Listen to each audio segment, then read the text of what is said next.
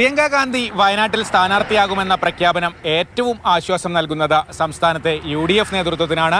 UDFനെ സംബന്ധിച്ചിടത്തോളം ഈ വയനാട് സീറ്റ് രാഹുൽ ഗാന്ധി ഒഴിയുമ്പോൾ ജനങ്ങളോട് എന്തു പറയും എന്ന ആശങ്ക വലിയ രീതിയിലുണ്ടായിരുന്നു.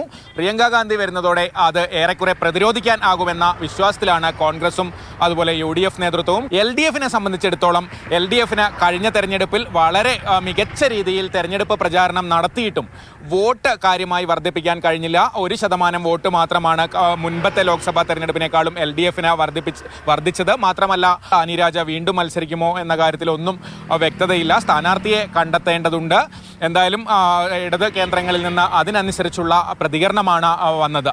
ഈ രാജ്യത്തെ ഭരണഘടന അനുസരിച്ച്, ഈ രാജ്യത്തെ നിലവിലുള്ള നിയമങ്ങളനുസരിച്ച് ആർക്കും തെരഞ്ഞെടുപ്പിൽ മത്സരിക്കുന്നതിനും ജയിക്കുന്നതിനോ തോക്കുന്നതിനോ ഒക്കെയുള്ള അവകാശമുണ്ട്.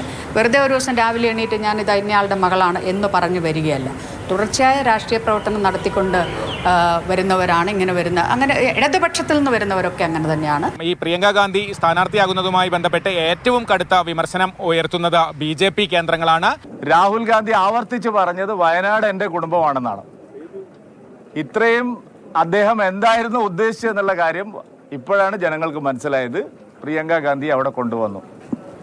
ഞാൻ പ്രതീക്ഷിക്കുന്നത് അളിയൻ വധേര ഗാന്ധിയെ പാലക്കാടും കൂടി മത്സരിപ്പിച്ചാൽ കേരളത്തിലെ കോൺഗ്രസിന്റെ നേതൃത്വം സമ്പൂജ്യരാവും, സംതൃപ്തി അടയും. കേരളത്തിൽ നിലവിൽ ഒരു വനിതാ MP ഇല്ല എന്നുള്ളത് വലിയ വിമർശനത്തിന് ഇടയാക്കിയിട്ടുണ്ട്.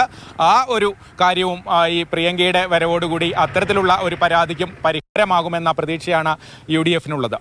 ഞങ്ങളെല്ലാവരും എത്രത്തോളം സ്വീകരിക്കുന്നു എന്ന് ഞങ്ങൾക്ക് തന്നെ പറയാൻ കഴിയില്ല.